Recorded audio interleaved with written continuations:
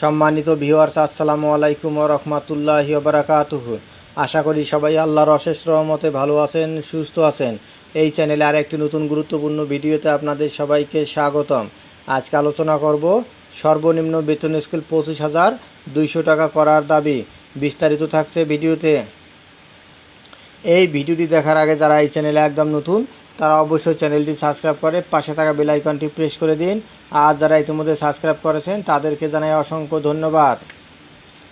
সর্বনিম্ন বেতন স্কেল 25,200 টাকা করার দাবি।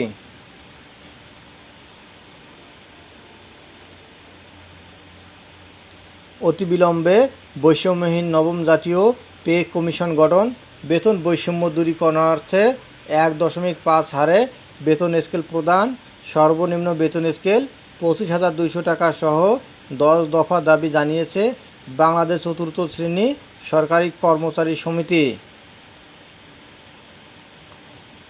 শনিবার 6 মে প্রেস ক্লাবে আয়োজিত এক সংবাদ সম্মেলনে এসব দাবি জানায় সংগঠনটি।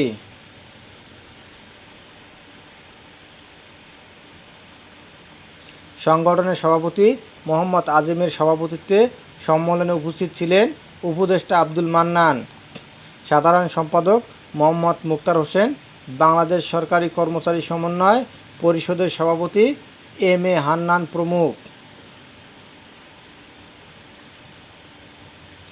বক্তব্যে সভাপতি মোহাম্মদ আজিম বলেন, সরকারি কর্মচারীর তালিকায় আমরা সবসময় অবহেলিত।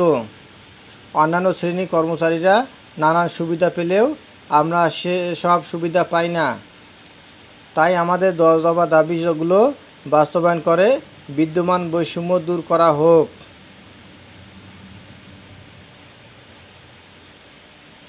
তাদের দাবিগুলো হলো: নাম্বার 1, নবম জাতীয় বেতন কমিশন গঠন করে 1.5 হারে বেতন স্কেল সর্বনিম্ন 25,200 টাকা নির্ধারণ করতে হবে। নাম্বার 2, বর্তমান বাজার দরের সঙ্গে সঙ্গতি রেখে 40% মহার্ঘ ভাতা দিতে হবে। নাম্বার 3, আউটসোর্সিং প্রথা বাতিল করে রাজস্ব খাতে জনবল নিয়োগ করতে হবে। নাম্বার 4, বাড়ি ভাড়া 80 ভাগ, চিকিৎসা ভাতা 3,000 টাকা, শিক্ষা ভাতা 2,000 টাকা, যাতায়াত ভাড়া 1,500 টাকা, টিফিন ভাতা 1,000 টাকা ও ধোলাই ভাতা 1,000 টাকা নির্ধারণ করতে হবে।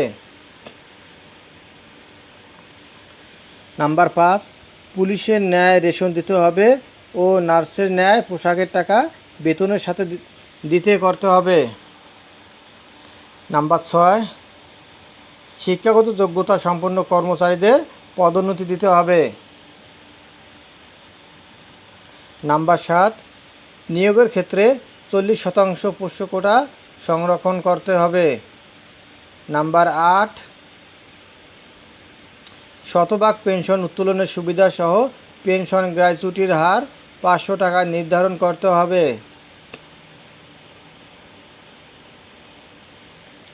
নাম্বার 9, সরকারি কর্মচারীদের সুদমুক্ত গৃহঋণ দিতে হবে।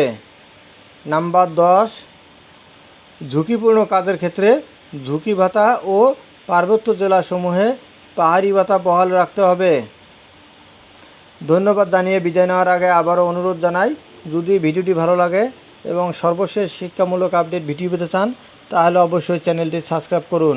ধন্যবাদ সবাইকে।